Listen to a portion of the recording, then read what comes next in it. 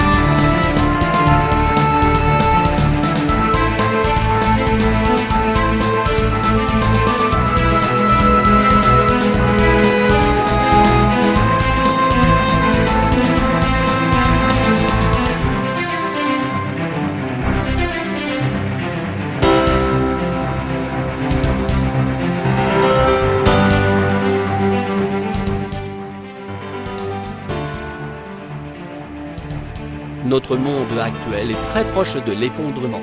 Selon différentes modélisations mathématiques réalisées par sa femme Thésarée et ses collègues, les caractéristiques de notre monde actuel sont très proches des conditions nécessaires à l'effondrement de nos civilisations et il serait même difficile d'y échapper. 2 principaux scénarios d'effondrement sont avancés. Le premier passerait par la surconsommation de la minorité, les élites qui entraîneraient alors l'épuisement des ressources pour la masse, mais du minimum pour survivre. C'est la famine par l'inégalité. Un autre scénario se base sur l'exploitation soutenue de ressources limitées qui viennent à s'effondrer entraînant la masse dans le déclin, suivi ensuite par les élites. Dans les 2 cas, la jouissance monopolistique de la richesse par les élites les aveugles, épargnés temporairement par le besoin, ils ne conçoivent pas le processus d'effondrement en cours et poursuivent leurs activités comme si de rien n'était. Selon les chercheurs, c'est le même mécanisme qui a entraîné l'effondrement des civilisations, mayas et romaines. En effet, dans le cas des Mayas, l'agriculture intensive et la déforestation ont apporté la famine, et donc la dislocation de la base de la société.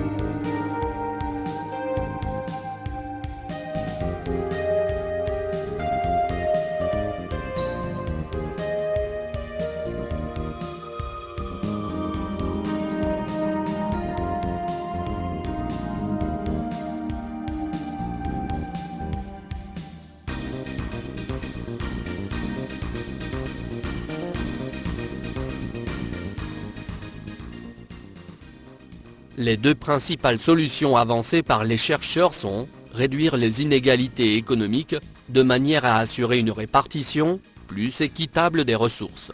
Réduire considérablement la consommation des ressources, tout en privilégiant les ressources renouvelables, moins intensives, et en réduisant la croissance démographique, un sujet tabou, est pourtant de plus en plus évident. Une perspective effroyable, renforcée par notre inaction face au réchauffement climatique. Si ces résultats peuvent sembler catastrophistes, ils sont malheureusement étayés par d'autres études prospectives comme celle de 2 scientifiques américains. Eric Maître, Conway, historien à la NASA, et Naomi Oreskes, historienne des sciences, et professeur à l'université d'Harvard, ont publié en 2013 un article intitulé The Collapse of Western Civilization, A View from the Future, dans le prestigieux journal du Massachusetts Institute of Technology, Maître IT.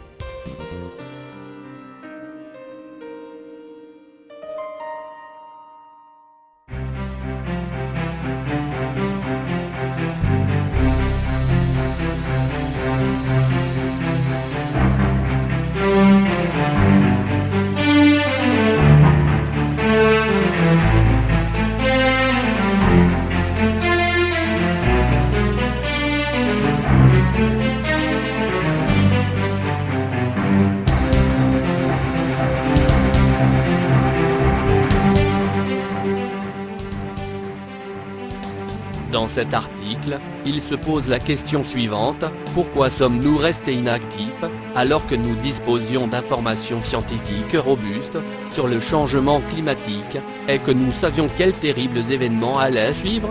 Il s'ensuit une prospective sur le déclin de l'humanité qui doit affronter le résultat de sa lâcheté.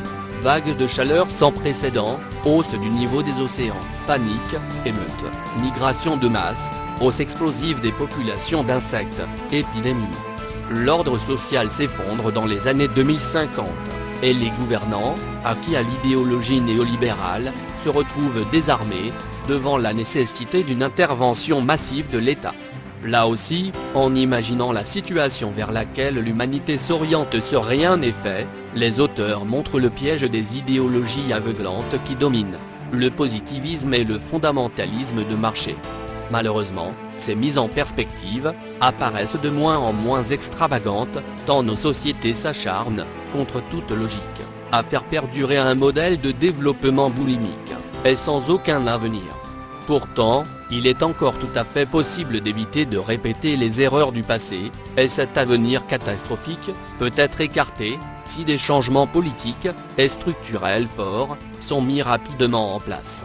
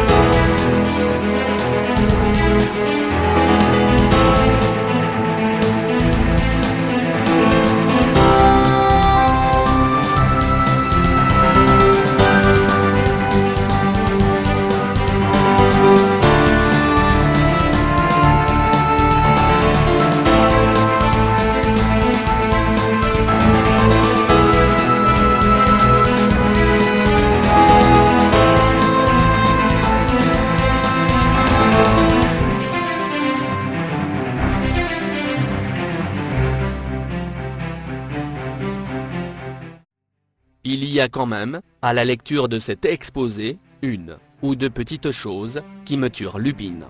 En effet, qui a commandité et subventionné toute cette étude dispendieuse, dont les résultats sont connus de tous, et surtout depuis un sacré bon bout de temps? Et pourquoi donc aucune solution commune n'a-t-elle été trouvée ou recherchée? Là, il y a quand même un énorme mystère. Mais à qui profite le crime?